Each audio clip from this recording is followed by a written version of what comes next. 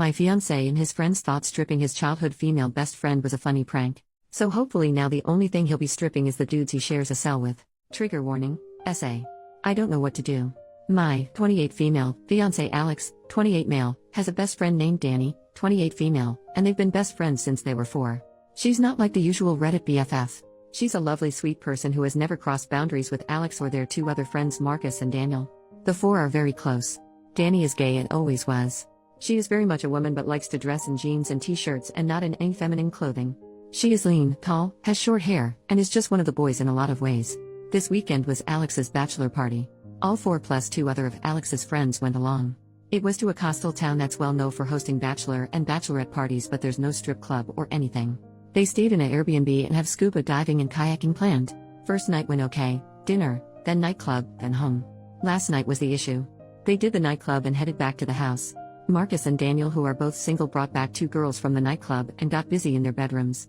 The rest were drinking in the living room, but things got a bit loud and the 2 friends started complaining that they didn't get to go to a strip club and never got to see TTS and ass. They were blaming their wives and calling them names. Danny told them to shush as it was ruining the mood, and they both thought it would be funny if they saw Danny's body exposed to make up for it. The thing is, Alex joined in and they stripped her. She was screaming loudly and Marcus and Daniel came running and rescued Danny and put her in the bedroom with the girls and had a fight with the 3 men. Daniel doesn't drink due to a chronic medical condition and the medication he is on. So they packed up and took Danny and the 2 girls and left the other 3. Danny was hysterical and Marcus wanted her to go to the police, but she wouldn't. She was afraid to go home, so they ended up dropping the girls off and taking Danny to her parents' house, which was an hour away. Marcus was at my door at 7 a.m. this morning and he told me what happened, that if he ever sees Alex again, he's afraid of how things could go. He told me that if he can convince Danny to press charges he will. Then he left. Alex returned about 3 this afternoon. He was a ting normally until I told him Marcus visited me. He was very nervous and tried to play down what happened as a joke that got out of hand. I'm devastated. I heard him out, but he knew I wasn't accepting what he was saying. I told him Danny may be going to the police and he got very panicked and pale. He said she had him blocked and he wanted to go talk to her. I told him she wasn't at her place as she was too afraid that he or his buddies would turn up there. I asked him to leave and he didn't want to go, but I insisted. He was crying, saying it was a prank that got out of hand. I heard him out only as a courtesy to our 2-year relationship, but I'm done. I don't know this man. I don't know if I should reach out to Danny or just do nothing. Marcus and I have been in constant contact and he agrees that I have no option but to end things. I don't know where to start with canceling everything as the wedding was in 5 weeks, but it seems trivial compared to what Danny is going through right now. Marcus is convinced that Danny is going to the police after talking to her parents, so I think Alex is in trouble. I can't support him on this. Maybe I'm wrong, as he was drunk and probably had taken other things, but this was his friend from age 4 and he did this to her.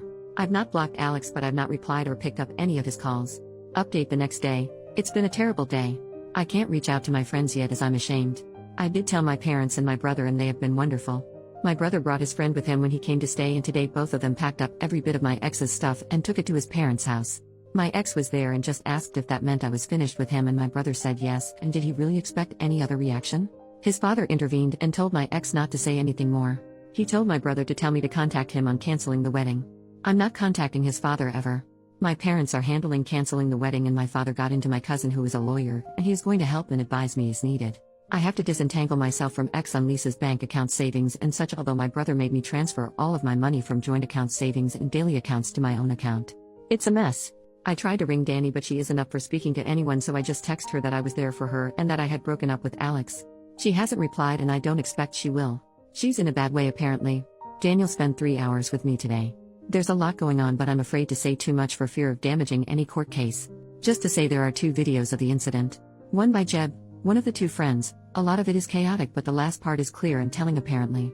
The owners of the rental house apparently have gotten involved and have footage, but I can't say more. When Marcus left me, he went to both those guys' wives and told them what happened. Jeb's wife has been very helpful apparently, and she has split from him. The other guy's wife too has left him. Things are going how most of you want them to go, that's all I will say.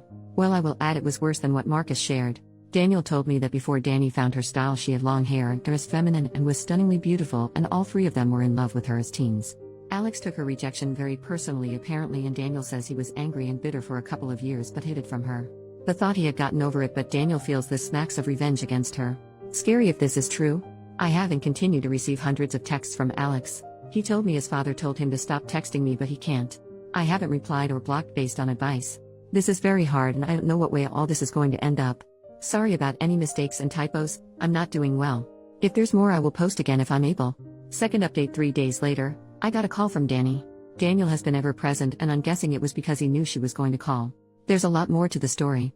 The first night was normal as I said, but in the Saturday, Alex, Jeb, and their friend decided not to go scuba diving with Danny, Daniel, and Marcus. Danny was feeling very hungover and gave up after an hour and went back to the Airbnb. She walked into the living room to find all three guys engaging in intimate acts with two women. Jeb shouted at her to get out as this was costing them a fortune. The women were escorts. She left and went back to the boat and only told Marcus what she saw. When they all went back later, Alex told her to not tell me as it was just his last bit of freedom. She told him she was disgusted with him and that he wasn't free. She told him she would have to think about what to do.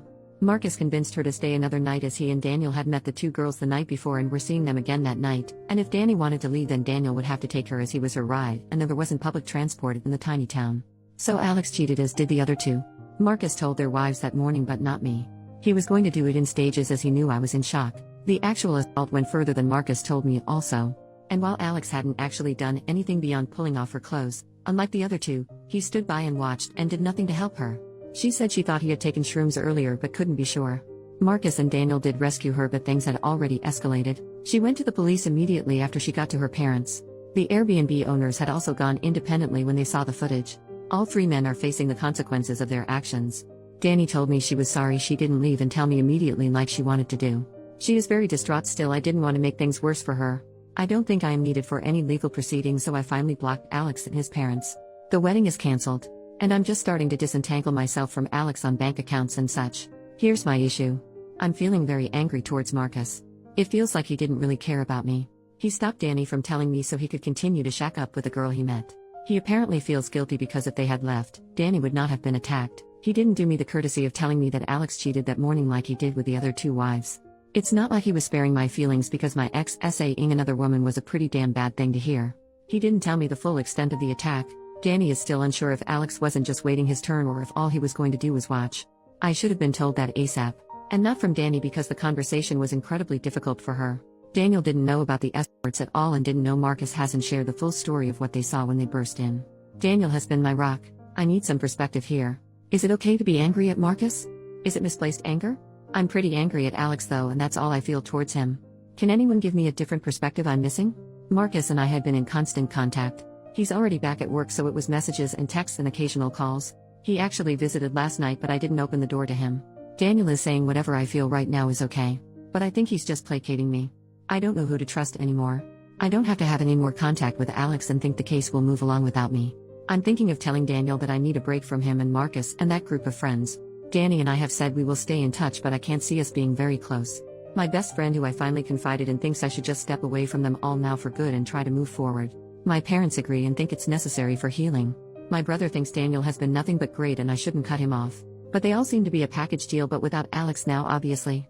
So I think it's probably all or nothing. What should I do? I don't want to be ungrateful, but a clean break feels right. Third update 11 days later. I've been putting off writing this update, but I'm back because I need even more advice and an outside perspective. The comments have been pretty helpful so far. Thank you. It's long, but I'll do my best to shorten it. First of all, Danny and I have bonded. She and I talk every day and message constantly. I didn't expect that, but it's truly wonderful. She says she needs a good straight friend right now. Just kidding, and honestly she is a great person and has been a huge support to me despite what she has been going through. I told her I posted here as I felt guilty as to tell my story I had to tell hers. She was okay with it. She is thinking of waiving her right to anonymity when the trial comes as she wants everyone to know she was SA'd and by who. Danny has quit her job, moved to her parents full-time and is in therapy. She's just about okay.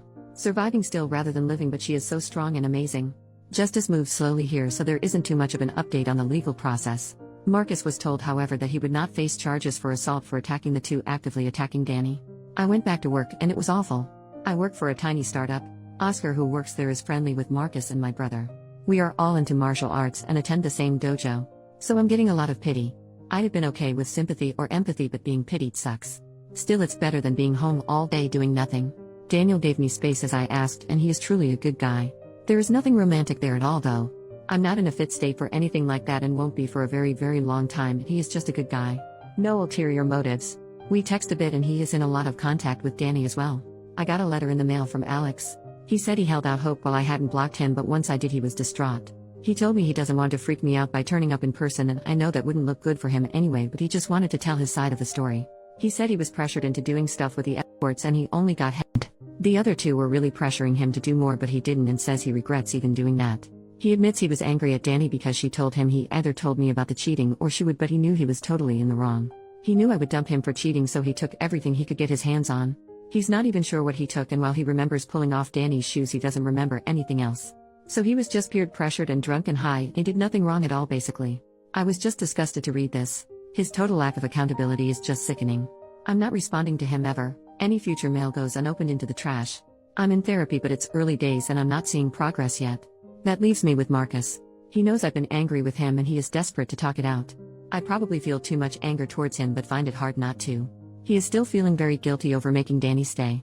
I don't understand why I feel so angry towards him. It's not on the level of anger I feel towards Alex by any means, but I'm still hesitant to talk to him.